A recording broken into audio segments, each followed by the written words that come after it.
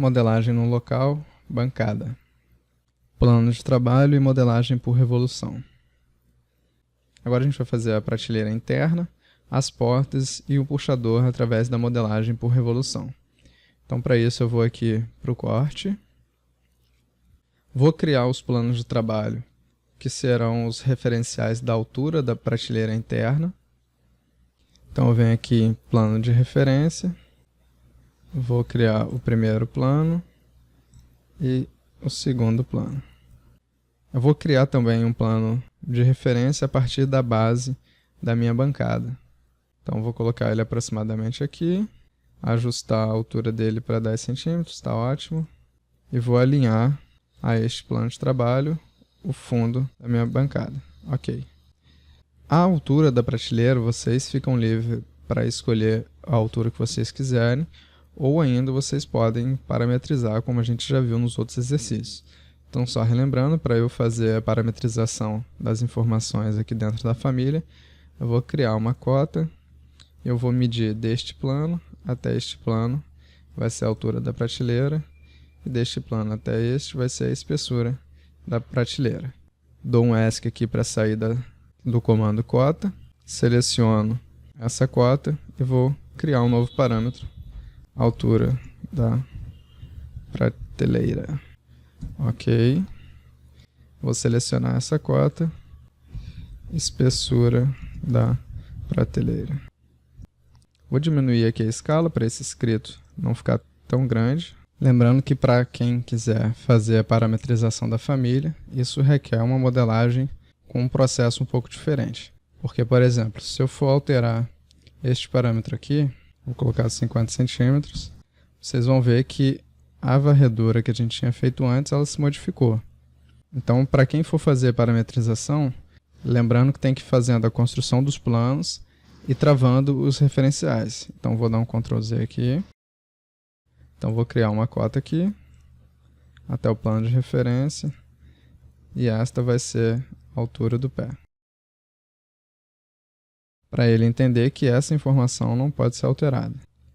Agora eu vou fazer a alteração aqui da prateleira para 50 centímetros, e ele leva a varredura lá para cima. Então, existem essas diferenças para quem for fazer a parametrização e quem vai fazer sem os parâmetros. Como é uma família de modelagem no local e que é dentro desse contexto de que ela é específica desse projeto, nem sempre precisa fazer a parametrização. Mas para quem quiser, pode, é uma vantagem, depois alterar a modelagem através da informação é muito mais prático. Só que isso requer esse processo de modelagem um pouco mais cuidadoso. Então eu vou selecionar a varredura para a gente conseguir fazer essa parametrização. Vou editar a varredura e eu preciso agora alterar o caminho dele, porque ele foi lá para cima quando a gente mudou a altura da prateleira. Então, eu vou selecionar o caminho e eu vou referenciar ele à parte de baixo da bancada aqui, ó. Eu vou apertando o Tab até ele me sugerir o plano da bancada. Vou soltar e eu vou travar essa altura aqui, ó. Ok? Tem que fazer isso do outro lado também. Pedir a referência aqui da parte de baixo da bancada e vou travar o cadeado nessa altura. Ok. Quando eu concluir, ele corrige a varredura. E agora a gente pode alterar esses parâmetros que o topo dele vai ficar fixo. Então eu vou alterar a espessura da prateleira. Vou colocar 3 centímetros. E eu vou fazer a criação do plano para colocar um suporte aqui no meio do armário. Então vou criar plano de referência.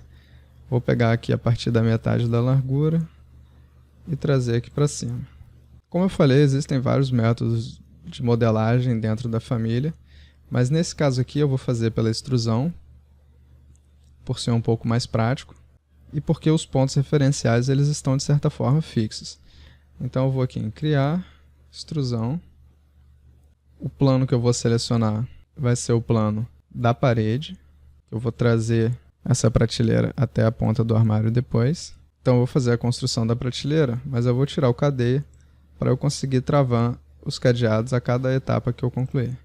Então vou fazer essa linha e vou travar todos esses referenciais.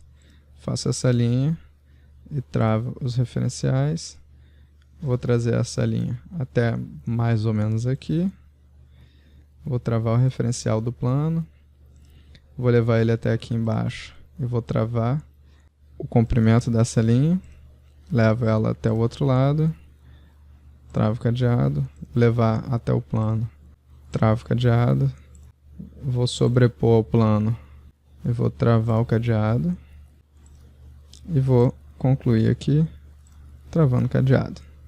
Agora eu posso fazer uma cota que vai medir daqui até aqui e uma cota que vai medir o lado de cá.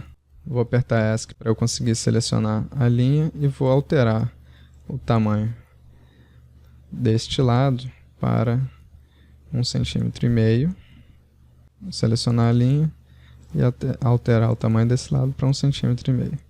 Se eu quero que esse suporte fique sempre no meio e sempre com 3 cm de espessura, eu posso selecionar essa cota e travar o tamanho dela, selecionar a outra cota e travar o tamanho dela.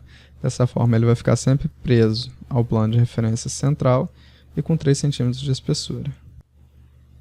Vou concluir a extrusão e eu tenho minha prateleira feita. Vamos no 3D para ver qual foi a profundidade dela. Ela ficou bem estreita aqui.